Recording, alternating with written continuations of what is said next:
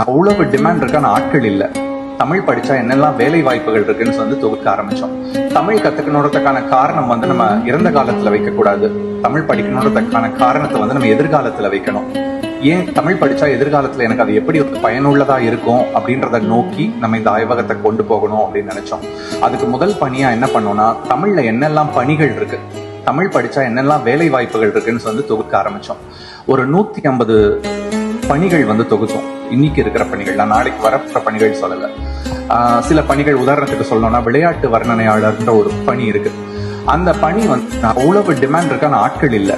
கிரிக்கெட்டுக்கு நீங்க பார்த்திருப்பீங்க, அது மாதிரி கபடிக்கு தேவைப்படுது, கால்பந்துக்கு தேவைப்படுது. எல்லா நியூஸ் சேனல்ஸும் இப்போ வந்து தமிழுக்குன்னு தனியா ஒரு சேனல் ஒதுக்குறாங்க. ஒதுக்கும் போது இதுக்கு வந்து தேவைப்படுது. இன்னைக்கு பேன் இண்டியா மூவிஸ் எல்லாமே பாக்குறீங்க, எல்லா படமும் பேன் இண்டியாவா பண்ணிட்டு இருக்காங்க. வேற நடிகர்கள் வந்து அங்க இருந்து இங்க தமிழுக்கு வரும்போது அவங்க தமிழ் பேசும்போது அவங்களுக்கு தமிழ் உச்சரிப்பு சொல்லி கொடுக்கறது ஒரு தனி பணி. அதுக்கு தனி ஒரு ரோல் இருக்கு. அவங்களுக்கு உச்சரிப்பு பயிற்சி வேணும். இதே மாதிரி பாடகர்களுக்கு சொல்லி கொடுக்கறது.